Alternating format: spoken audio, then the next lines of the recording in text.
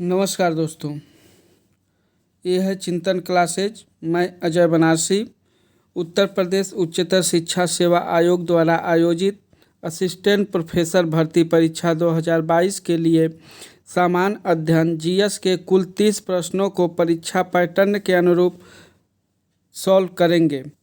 Assistant भर्ती परीक्षा में मुख्य विषय के अलावा सामान्य अध्ययन की भूमिका अत्यंत ही महत्वपूर्ण है, इसलिए इस खंड को तैयार करना अति आवश्यक है। ये प्रश्न पत्र असिस्टेंट प्रोफेसर के साथ साथ नेट जेआरएफ फर्स्ट पेपर तथा एलटीजीआईसी एवं जहां कहीं भी जीएस संबंधित प्रश्न पूछे जाते हैं सभी के लिए महत्वपूर्ण है। तो आइए हम लोग प्रारंभ करते हैं आज के इस प्रैक्टिस सेट से। इसके पहले हम लोग 2 प्रैक्टिस सेट हल कर चुके हैं, जो कि 2 खंडों में 15-15 प्रश्न करके हैं। आज हम लोग प्रैक्टिस सेट तीसरा हल करेंगे। इसमें हम कुल टोटल 30 प्रश्नों को हल करेंगे। कुछ बच्चों ने कमेंट करके कहा कि सर 15 प्रश्न कम हो रहे हैं, इसलिए पूरे प्रश्न को कराया जाए। तो आज हम लोग 1 से लेकर 30 तक पूरे प्रश्नों को हल करेंगे इसके प्रश्न और उत्तर के साथ। तो आइए हम लोग शुरू करते हैं। प्रश्न संख्या 1। प्रश्न संख्या 1 है, जिला साख योजना बनाई जाती है।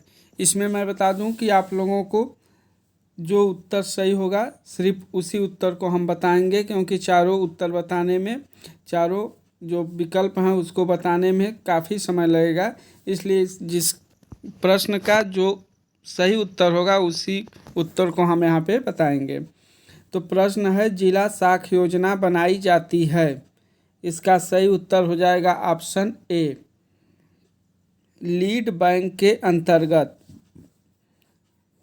देखते हैं हम लोग कि जिला साख योजना क्या है, थोड़ा इसके विषय में जानते हैं। तो आरबीआई ने दिसंबर 1969 से लीड बैंकिंग योजना प्रारंभ की। इसके अंतर्गत प्रत्येक बैंक को एक जिला आवंटित किया जाता है और उस बैंक को लीड बैंक की संज्ञा दी जाती है। प्रत्येक जिले का लीड बैंक संबंधित जिले में शाख व्यवस्था के समन्वय में अग्रणी भूमिका निभाता है। भारत के लगभग सभी जिलों में यह योजना लागू है। लीड बैंक जिला स्तर पर शाख योजना का निर्माण कर उसे पूर्ण करने में केंद्रीय भूमिका निभाती है। तो यह है जिला शाख योजना। नेक्स्ट प्रश्न संख्या 2 देखते हैं। गरीबी की संस्कृति का विचार प्रस्तुत किया गया। इसका सही उत्तर हो जाएगा ऑप्शन ए, ऑस्कर लुइस द्वारा। नेक्स्ट प्रश्न संख्या 3, निम्नलिखित में से शोध के लिए किस प्रकार के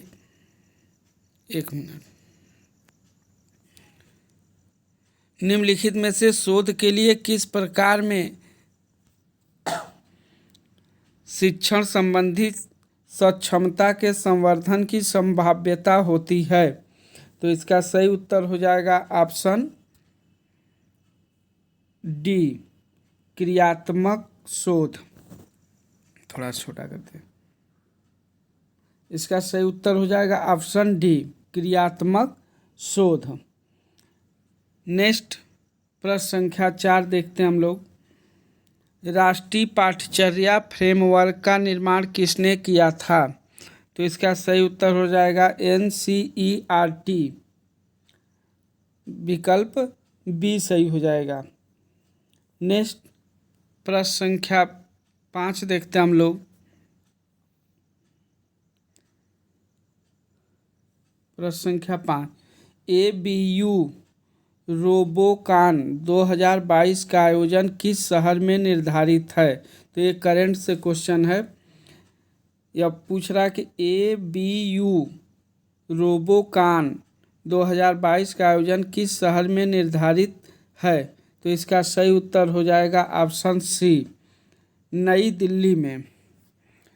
एबीयू रोबोकान 2022 का आयोजन अगस्त 2022 में नई दिल्ली में किया गया। ABU रोबोकॉन एक अंतर्राष्ट्रीय रोबोट प्रतियोगिता है। ABU रोबोकॉन 2022 का आयोजक एशिया पैसिफिक ब्रॉडकास्टिंग यूनियन के माध्यम से किया गया। नेक्स्ट प्रश्न देखते हैं, प्रश्न संख्या 6। उत्तर प्रदेश के किस शहर में स्किल इंडिया अंतर्राष्ट्रीय केंद्र की स्थापना की गई? तो 6 का सही उत्तर हो जाएगा ऑप्शन ए, वाराणसी में। नेक्स्ट प्रश्न संख्या 7 देखते हैं हम लोग।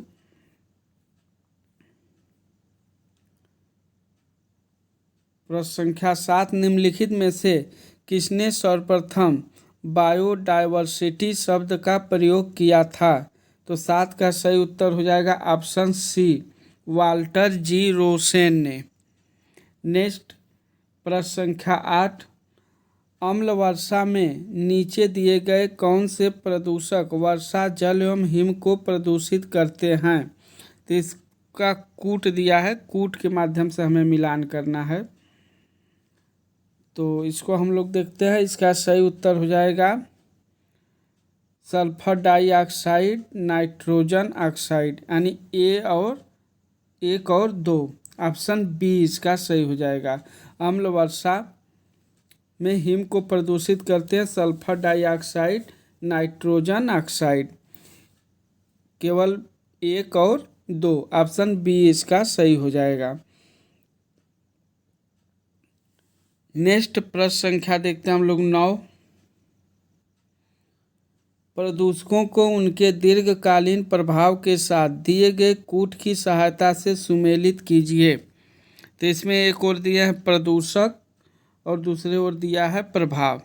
इसको हमें मिलान करना है कूट की सहायता से। नीचे कूट दिया है, इस सहायता से इसको छोटा करते हैं थोड़ा।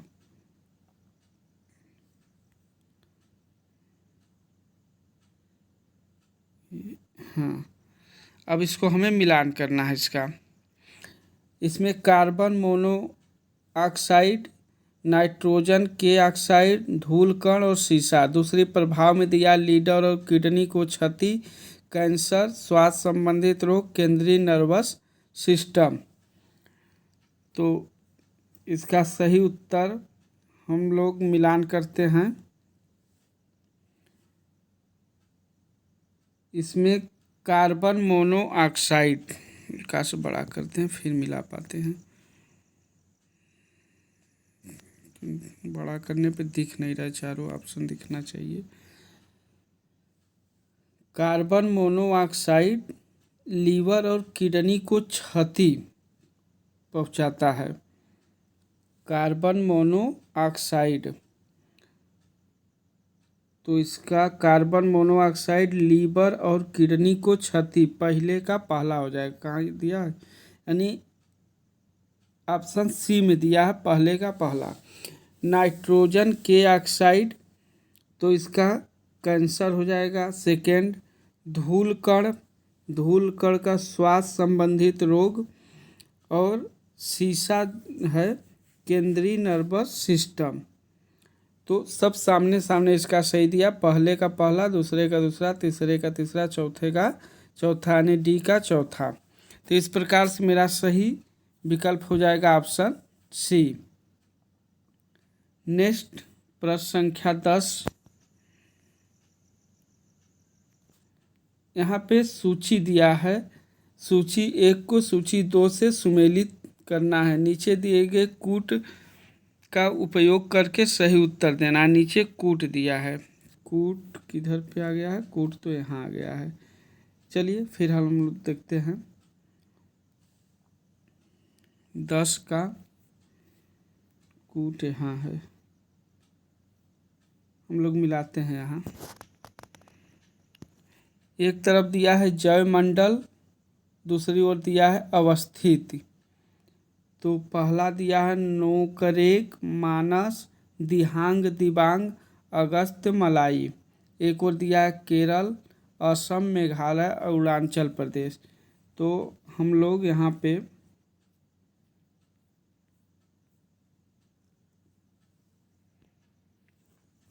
नोकरेक। नोकरेक ये है मेघालय में। पहले का तीसरा। मानस। मानस ये कहाँ पे है? असम में। नेक्स्ट पहले का तीसरा, देखते हैं इसमें मिलता है। पहले का तीसरा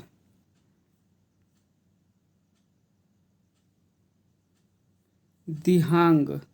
दिहांग अरुणाचल प्रदेश में है। और अगस्त मलाई ये कहाँ पे है? पहले का था तीसरा, बी का असम दूसरा, दिहांग दिबांग अरुणाचल प्रदेश चौथा, और डी का है अगस्त मलाई, ए हो जाएगा केरल। अगस्त डी का नंबर 1।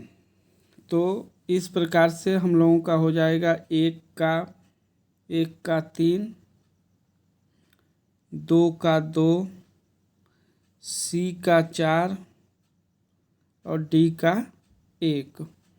यहाँ पे देखते हैं 3 2 1 4। तो 3 2 4 1 ऑप्शन बी सही हो जाएगा। इसका ऑप्शन बी सही हो जाएगा, ए वाला। नेक्स्ट प्रश्न देखते हैं 11 नंबर का, थोड़ा बड़ा करते हैं।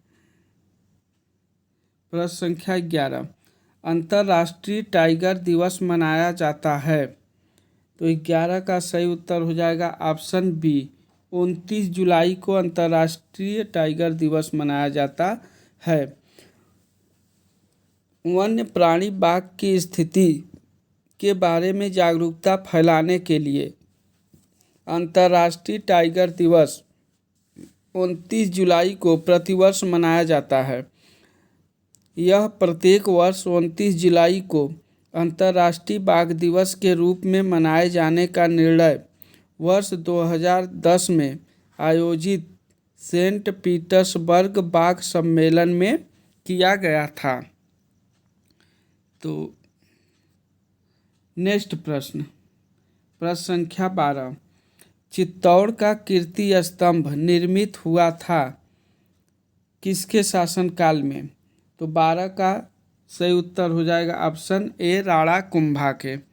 नेक्स्ट प्रश्न संख्या 13, कौन सी महत्वपूर्ण घटना जलियांवाला बाग नरसंहार के तुरंत पूर्व हुई थी? यानी कि जलियांवाला बाग हत्याकांड के पहले घटी थी। तो यह घटना कौन सी थी? तो इसका सही उत्तर हो जाएगा option B, Rowlatt act. Jallianwala Bagh हत्याकांड कब हुआ था? तो यह हुआ था 13 अप्रैल 1919 को। और रौलट एक्ट कब हुआ था? तो रौलट एक्ट हुआ था मार्च 1919 को। मार्च, इसका सही उत्तर है, यह हुआ था मार्च 1919 को रौलट एक्ट की घटना घटी थी। पहले नंबर पे है असहयोग आंदोलन। असहयोग आंदोलन कब हुआ था? तो यह 1920 ईस्वी में हुआ था। असहयोग आंदोलन 1920 में हुआ था। रौलट एक्ट बता दिए 1919 में, अगस्त 1919 में। सांप्रदायिक अवार्ड कब हुआ था? तो सांप्रदायिक अवार्ड यह 1932 में हुआ था। सांप्रदायिक अवार्ड 1932 में। और साइमन कमीशन का भारत आना, साइमन कमीशन 1928 में। 1928 में साइमन कमीशन भारत आया था। तो इसका सही उत्तर हो जाएगा 13 का ऑप्शन बी। नेक्स्ट देखते हैं प्रश्न संख्या 14, महात्मा गांधी द्वारा व्यक्तिगत सत्याग्रह आंदोलन के लिए प्रथम सत्याग्रही कौन चुना गया? तो इसका सही उत्तर हो जाएगा 14 का ऑप्शन डी। प्रथम सत्याग्रही विनोबा भावे थे और द्वितीय सत्याग्रही अगर पूछ दे तो पंडित जवाहरलाल नेहरू थे। यह 17 अक्टूबर 1940 को सत्याग्रह की शुरुआत हुई, जिसमें विनोबा भावे प्रथम सत्याग्रही थे तथा पंडित जवाहरलाल नेहरू दूसरे सत्याग्रही थे। नेक्स्ट प्रश्न संख्या 15। निम्नलिखित ग्रह युग्मों में से कौन बिना उपग्रह के है? इसमें से ऐसा कौन सा ग्रह है जो कि बिना उपग्रह का है? तो इसका सही उत्तर हो जाएगा ऑप्शन डी, बुध और शुक्र। नेक्स्ट प्रश्न संख्या 16 देखते हैं हम लोग। कोरी क्रीक निवेशिका स्थित है? तो 16 का सही उत्तर हो जाएगा ऑप्शन डी, कच्छ के रन में। कोरी क्रीक निवेशिका एक ज्वारी क्रीक है जो कच्छ के रन में स्थित है। यह एक दलदली भूमि है जो भारत एवं पाकिस्तान के बीच सीमा रेखा का निर्माण करती है। नेक्स्ट प्रश्न संख्या 17 देखते हैं हम लोग। प्रश्न संख्या 17।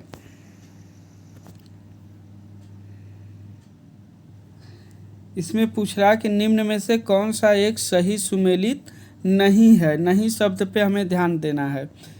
तो इसका सही उत्तर हो जाएगा ऑप्शन डी, अनुच्छेद 48, न्यायपालिका का कार्यपालिका से पृथककरण। यह सही नहीं है। बाकी अनुच्छेद 39A समान न्याय एवं निःशुल्क विधिक सहायता, अनुच्छेद 40 ग्राम पंचायतों का संगठन, अनुच्छेद 44 समान नागरिक संहिता, ये तीनों सही है। अनुच्छेद 48 न्यायपालिका का न्यायपालिका से पृथककरण, यह सही नहीं है। मेरा उत्तर डी सही हो जाएगा। लेकिन अनुच्छेद 48 किससे संबंधित है? तो अनुच्छेद 48 जो संबंधित है वह कृषि और पशुपालन का संगठन से है। 48 का संबंध किससे है? कृषि और पशुपालन का संगठन से। नेक्स्ट प्रश्न संख्या 18 देखते हैं। न्यायिक पुनरावलोकन प्रचलित है? तो इसका सही उत्तर हो जाएगा ऑप्शन डी, भारत और USA दोनों से। नेक्स्ट प्रश्न संख्या 19। उस देश में आनुपातिक प्रतिनिधित्व आवश्यक नहीं है जहाँ पे द्विदलीय प्रणाली विकसित हुई है। उस देश में आनुपातिक प्रतिनिधित्व आवश्यक नहीं है। नेक्स्ट प्रश्न संख्या 20। मात्रात्मक शोध को ... भी कहा जाता है। तो यहाँ पूछ रहा है कि मात्रात्मक शोध को और क्या कहा जाता है? तो इसका सही उत्तर हो जाएगा ऑप्शन डी, संचरित उपागम। मात्रात्मक शोध को संचरित उपागम भी कहा जाता है। नेक्स्ट प्रश्न संख्या 21। जिस शोध विधि में सामान्यीकरण किया जाता है जो उसी प्रकार की अन्य परिस्थितियों पर लागू होता है, इसे क्या कहा जाता है? तो 21 का सही उत्तर हो जाएगा केस स्टडी। नेक्स्ट प्रश्न संख्या 22। विश्वविद्यालय अनुदान आयोग का ऐसा गत्यात्मक पोर्टल जिसका लक्ष्य विद्यालय परिसरों में महिलाओं का सशक्तिकरण है को जाना जाता है? तो 22 का सही उत्तर हो जाएगा ऑप्शन डी, सक्षम। किस नाम से जाना जाता है? सक्षम के नाम से। नेक्स्ट प्रश्न संख्या 23। प्रश्न संख्या 23, एक मिनट।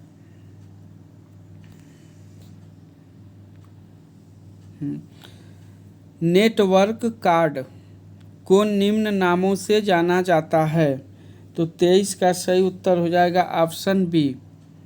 नेटवर्क इंटरफेस कार्ड के नाम से नेटवर्क कार्ड को जाना जाता है।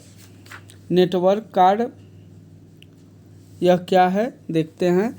नेटवर्क कार्ड को नेटवर्क इंटरफेस कार्ड NIC भी कहा जाता है। नेटवर्क का विकास 1990 से 2000 के बीच बहुत तेज़ी से हुआ।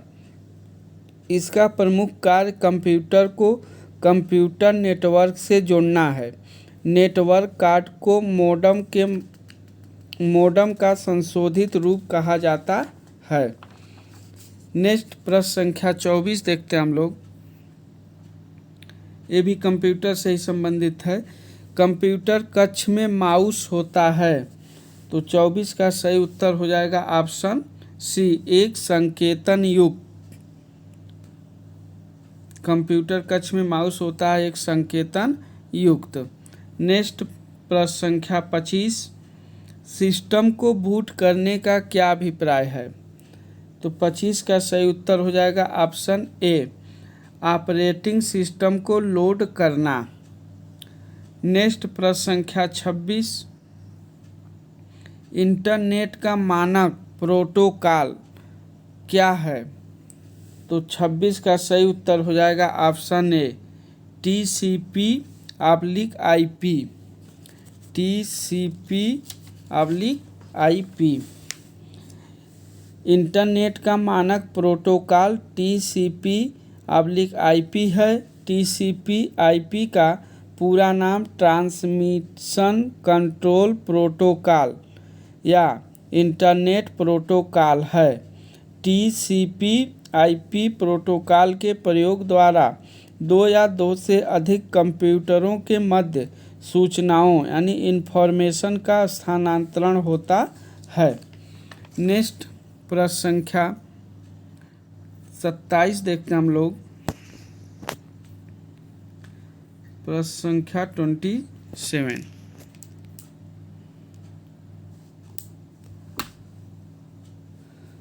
निम्न में से कौन गणना वाले अंकों या शब्दों को दिखाता है जो जिन मूल्यों पर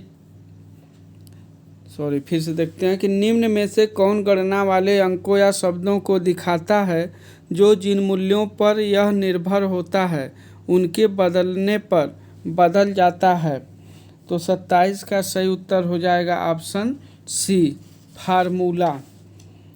कंप्यूटर संक्रियाओं में MS एक्सेल के संदर्भ में सूत्र यानी फार्मूला गणना वाले अंकों या शब्दों को प्रदर्शित करता है तथा जिन मूल्यों पर यह निर्भर होता है उनके बदलने पर यह भी परिवर्तित हो जाता है। नेक्स्ट प्रश्न संख्या 28, यह करंट से संबंधित प्रश्न 28। मई 2022 में किस संगठन द्वारा खाद्य संकट पर वैश्विक रिपोर्ट 2022 जारी की गई। तो 28 प्रश्न का सही उत्तर हो जाएगा option D, global network against food crisis. Global network against food crisis, इसका डिटेल देखते हैं हम लोग। मई 2022 में global network against food crisis संगठन के द्वारा खाद्य संकट पर वैश्विक रिपोर्ट 2022 जारी की गई। नेक्स्ट 29 नंबर का प्रश्न देखते हैं। मई 2022 में जारी विश्व प्रेस स्वतंत्रता सूचकांक 2022 में भारत को कौन सा स्थान प्राप्त हुआ था। तो 29 का सही उत्तर हो जाएगा 150वां स्थान। रिपोर्ट्स विदाउट बॉर्डर्स RSI द्वारा जारी इस सूचकांक को भारत को 150वां स्थान मिला था, जबकि शीर्ष देशों में पहले स्थान पर नॉर्वे था, दूसरे पे डेनमार्क और तीसरे पे स्वीडन एवं चौथे पे एस्टोनिया एवं पाँचवें पे फिनलैंड।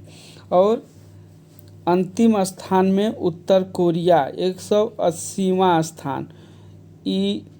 उसके बाद इरिट्रिया 179वां स्थान पे, ईरान 178वां स्थान एवं तुर्कमेनिस्तान 177वें स्थान पे था। और भारत जो था 150वें स्थान पे था। और इस प्रैक्टिस सेट का आज लास्ट प्रश्न संख्या 30। अप्रैल 2022 में संपन्न 12वीं हॉकी इंडिया सीनियर पुरुष राष्ट्रीय चैंपियनशिप 2022 का खिताब किसने जीता? तो 30 का सही उत्तर हो जाएगा ऑप्शन बी, हॉकी इंडिया ने। किसने जीता? हॉकी हरियाणा ने। अप्रैल 2022 में संपन्न 12वीं हॉकी इंडिया सीनियर पुरुष राष्ट्रीय चैंपियनशिप 2022 का खिताब हॉकी हरियाणा ने जीता। इस प्रकार से इस प्रैक्टिस सेट नंबर 3 में हम लोगों ने कुल 30 प्रश्नों को हल किया, जो UPHSC assistant professor first paper के एग्ज़ाम के लिए बहुत ही महत्वपूर्ण है। तो आज के इस प्रैक्टिस सेट में बस इतना ही। आप ज़्यादा से ज़्यादा चिंतन क्लासेज को सब्सक्राइब करें, लाइक करें एवं कमेंट करें। ओके, थैंक यू, धन्यवाद।